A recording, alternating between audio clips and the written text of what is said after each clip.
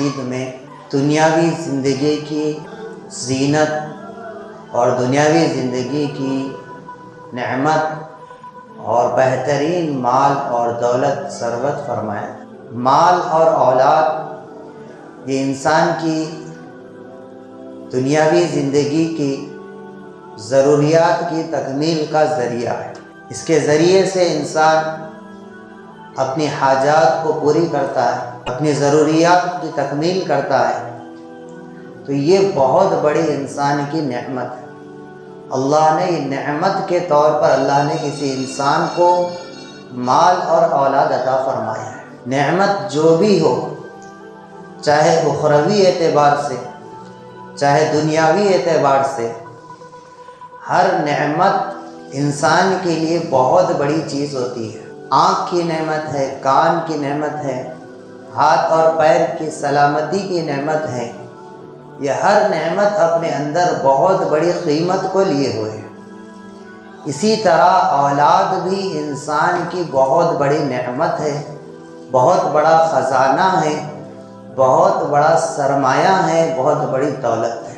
اس دولت کی حقیقت، اس کی اہمیت اور اس کی قیمتی ہونے کو وہی حضرات جان سکتے ہیں جنہیں اللہ نے اولاد سے محروم رکھا ہے۔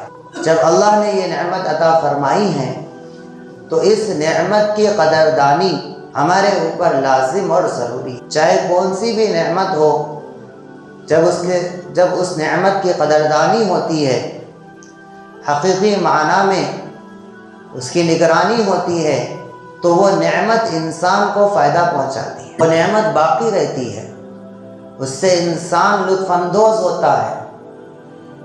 نعمت کی ناقدری ہوگی تو نعمت ضائع ہوگی، جس کے نتیجے میں وہ نقصان اٹھانے والا بنے گا۔ تو اولاد ایک نعمت ہے۔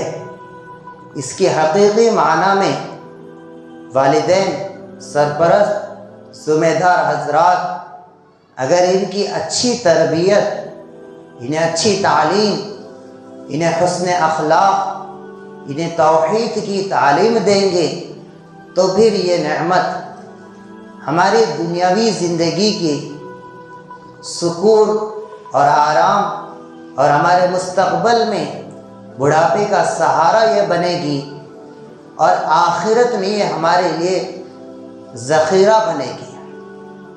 اللہ کے نبی صلی اللہ علیہ وسلم نے 3 چیزیں آدمی چھوڑ کر جاتا ہے، اس میں ایک چیز یہ فرمائی کہ او ولد صالح یدعو لہ، جب آدمی مر جاتا ہے تو اس کا عمل اس سے منقطع ہو جاتا ہے، عمل کا سلسلہ باقی نہیں رہتا۔ ایک صدقہ جاریہ اور ایک علمی کام۔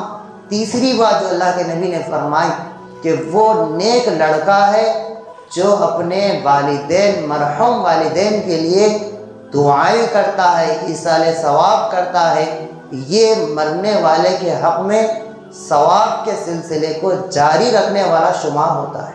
یہ تبھی ہوگا جب ہم اپنے بچوں کی اچھی تربیت کریں گے، انہیں اچھی تعلیم دیں گے، نہ یہ کہ ہم ان کی تربیت کے تعلق سے غافل رہیں، یا یہ کہ ہم انہیں اپنے معاش کمانے کا ذریعہ اور معاش کے کمانے میں، پیسوں کے کمانے میں ہم انہیں معاونت کے طور پر، مدد کے طور پر ہم انہیں استعمال کریں گے، تو پھر اپنے بچوں کے ہم مستقبل کو ضائع کر رہے ہیں، انہیں ہم کچھ بنا نہیں رہے ہیں، ان کے مستقبل کو ہم ضائع کر رہے ہیں۔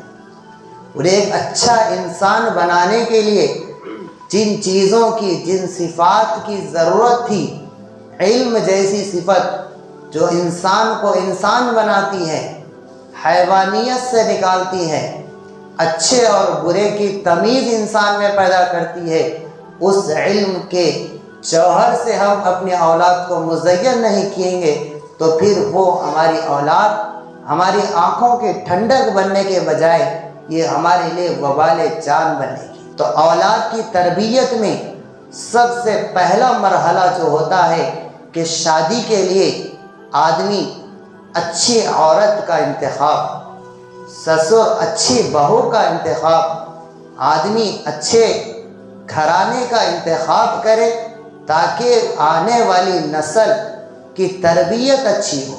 بچوں کی تربیت میں جتنا عورت کا دخل ہوتا ہے، ماں کا دخل ہوتا ہے، اتنا کسی اور کا نہیں ہو سکتا۔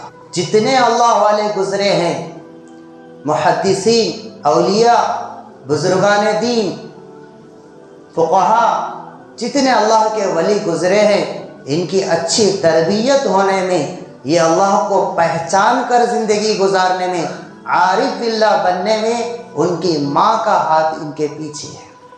چنانچہ ولیوں کے سردار حضرت سیدنا شیخ غوث اعظم رحمۃ اللہ علیہ کی ماں نے ان کے ایسی تربیت کی تھی کہ بیٹا ہر حال میں سچ کے دامن کو تھامے رکھنا، جھوٹ کبھی نہیں کہنا، چاہے تمہیں کون سی بھی مصیبت آ جائے۔ لہٰذا وہ تعلیم کی غرض سے اپنے بیٹے کو روانہ کی تو ان کے بغل میں چند اشرفیاں اندر سی دی۔ جب ڈاکوؤں نے انہیں پکڑا تو وہ سچ سچ بتا دیے جیبوں کے چیک کرنے کے بعد کہ یہاں اشرفیاں اندر سی ہوئی ہے۔ تو ڈاکو حیرت کرنے لگے کہ یہ لڑکا اگر چاہے تو جھوٹ بول کر ان اشرفیوں کو بچا سکتا تھا، لیکن اس نے سچ کو تھامے رکھا، جھوٹ نہیں بولا، نقصان اس کا ہو رہا ہے۔ تو ڈاکوؤں نے اس بچے کی سچائی کو دیکھ کر توبہ کر ڈالی۔ یہ ہے ماں کی تربیت۔ حضرت بایزید بستامی رحمۃ اللہ علیہ شیخ المشائخ ہیں، اللہ کے ولی ہیں۔ یہ اللہ کے ولی کیسے بنے؟ ان کے چرچے کیسے ہوئے؟ ان کے اللہ کے ولی بننے میں ان کی ماں، بیوہ ماں کا بہت بڑا دخل ہے۔ یہ یتیم تھے، ان کے باپ کا سایہ ان سے چھوٹ چکا تھا۔ ماں کو فکر تھی، والدین کی ایک سوچ تھی، ایک فکر تھی کہ ہم اپنے بچے کی اچھی تربیت کریں گے، اچھے استاذ کے پاس رکھیں گے، اس کو اللہ کا ولی بنائیں گے، کامل بنائیں گے۔ چنانچہ ماں کی اس فکر نے بچے کو ایک استاذ کے پاس لے جانے پر مجبور کیا۔ وہ لے جا کر یہ کہہ کر بچے کو چھوڑ کر آئی ہیں کہ جب تک یہ بچہ اللہ کا ولی نہ بن جائے، بہت بڑا عالم نہ بن جائے، اسے گھر واپس نہیں کرنا ہے۔ چنانچہ استاد یہ کہہ کر کہ آپ دعاؤں کے ذریعے اس مقصد کے مدد کیجئے، میں کوشش کرتا رہوں گا۔ چنانچہ بچے کی اچھی تربیت ہوئی، کوشش کی گئی۔ جب بچے کے کئی مہینے گزر گئے تو ماں کی یاد آنے لگی، بچہ رونے لگا، استاذ کے پاس آ کر اجازت طلب کرنے لگا۔ تو استاد نے اس بچے کو ایسا سبق، مشکل سبق، بڑا سبق دیا کہ یہ سبق سنا دو ایک دن میں، پھر تمہاری چھٹی ہوگی۔ چنانچہ وہ بچہ کوشش کرنے کے باوجود یاد کر نہیں پا رہا تھا، لیکن اس کو اپنی ماں کی نصیحتیں یاد آ رہی تھی۔ ماں بچپن میں یہ کہتی تھی کہ کرنے والی ذات اللہ کی ہے اور اللہ کے لیے کوئی کام مشکل نہیں ہے، وہ قادر مطلق ہے، وہ جو چاہے جس کے ساتھ چاہے کر سکتا ہے، وہ جس کو جو نعمت چاہے دے سکتا ہے۔ یہ تربیت کے جملے بچے کو یاد آنے لگے۔ وہ اللہ کے آگے 2 رکعات پڑھ کر اللہ سے مانگنے لگا کہ میری ماں یہ کہتی تھی، مجھے اس بات پر پورا یقین ہے۔ جب بچے نے دعا کی تو وہ سبق یاد ہو گیا۔ جیسے ہی سبق یاد ہوا، استاد کے پاس وہ بچہ گیا، جا کر اجازت مانگنے لگا اور کہنے لگا کہ مجھے سبق یاد ہو گیا۔ تو وہ سمجھ گئے کہ بچے کی تربیت ہو چکی ہے، یہ آسانی سے اللہ کی مدد کے شامل ہوئے بغیر یہ سبق یاد ہونے والا نہیں تھا، واقعی یہ اللہ کا ولی بن چکا ہے۔ لہٰذا استاد نے اجازت دے دی۔ جیسے بچہ گھر پر گیا، دروازہ کھٹکھٹایا، ماں دروازہ کھولنے کے لیے تیار نہیں ہے کہ میں تو اپنے بچے کو اس وقت تک نہیں دیکھوں گی، میں جب تک وہ ولی کامل نہ بنے، بڑا عالم نہ بنے۔ جاؤ اپنے استاذ کے پاس جاؤ، ہمارے مقصد، ہمارا جو ارادہ ہے نیک ارادہ، اس ارادے کی تکمیل کے پاس ہمارے پاس آنا۔ پھر وہ روتا ہوا بچہ استاذ کے پاس گیا، استاد اس کو منائے سمجھائے، 16-17 سال کی عمر تک اس کو اپنے پاس رکھے۔ جب استاد نے دیکھا کہ خواب میں اللہ کے نبی صلی اللہ علیہ وسلم ان استاد کے خواب میں آتے ہیں اور اس بچے کی تربیت کا گویا سرٹیفکیٹ دیتے ہیں اور یقین دلاتے ہیں کہ اس بچے کی تربیت ہو چکی، وہ اللہ کا ولی بن چکا، اس کی ماں اس کو دیکھنے کے لیے بےتاب ہے، جاؤ اس کو اس کی ماں کے حوالے کر دو۔ چنانچہ فوراً اٹھے، وضو کیا، بچے کو تلاش کرنے نکلے تو دیکھے وہ تہجد میں مشغول ہے۔ پھر اس بچے سے فرمایا کہ آپ اپنی ماں کے پاس جا سکتے ہیں، آپ کی ماں کا مقصد پورا ہو چکا ہے۔ چنانچہ وہ بچہ دروازہ کھٹکھٹایا تو ماں کیا دیکھتی ہیں کہ ولی بن چکا ہے، سنت کا نور چہرے سے ٹپک رہا ہے، عمامہ بنا ہوا ہے، علم کے زیور سے پر ہے، وہ بچے کا استقبال کرتی ہیں۔ تو یہ ہے ماں کی تربیت، جو بچے کے کامل بننے میں اور ان کے نیک مرادوں کے پورا کرنے میں ماں کی تربیت کا ایسا ہاتھ ہوتا ہے۔ خصوصیت کے ساتھ اللہ کے نبی صلی اللہ علیہ وسلم اور شریعت اسلام نے باپ پر ذمہ داری ڈالی ہے کہ وَأْمُرْ أَهْلَكَ بِالصَّلَاةِ وَاصْطَبِرْ عَلَيْهَا، اپنے اہل و عیال کو نماز کے پابند بنائیے۔ حضرت لقمان علیہ السلام اپنے بیٹے کو نصیحت کرتے تھے، آپ کی نصیحت کو قرآن نے بیان کیا، یا بنیا لا تشرک باللہ، اے بیٹے شرک مت کر، ان الشرک لظلم عظیم، شرک بہت بڑا گناہ ہے۔ پھر فرماتے ہیں یا بنی اقیم الصلاۃ، اے بیٹے نماز پڑھ، وأمر بالمعروف، اچھی باتوں کا حکم کر، ونہی عن المنکر، بری باتوں سے روک، ان ذالک من عزم الامور، یہ ہمت کے کاموں میں سے ہے۔ تو ماں باپ پر ذمہ داری ہے اولاد کی ظاہری تربیت کے ساتھ، ظاہری ضروریات کی تکمیل کے ساتھ، کہ ان کا لباس، ان کے رہنے کے لیے گھر، ان کے کھانے پینے کا انتظام کے ساتھ ساتھ ان کے باطنی ضروریات کی تکمیل، یہ والد کی ذمہ داری ہے، ماں باپ کی ذمہ داری ہے، گھر کے بڑے حضرات کی ذمہ داری ہے۔ اس ذمہ داری کے بارے میں پوچھ ہوگی، الا وکلکم راع وکلکم مسئول عن رعیتہ، کہ تم سب ذمہ دار ہو اور ذمہ داری کی پوچھ ہوگی۔ تربیت میں 3 چیزیں ایسی ہیں جس سے بچے کی اچھی تربیت ہو سکتی ہے۔ سب سے پہلی چیز کہ جب بچہ 7 سال کی عمر کو پہنچ جائے تو اس کو نماز کی دعوت دینا ہے، اس کو نماز کا حکم کرنا ہے۔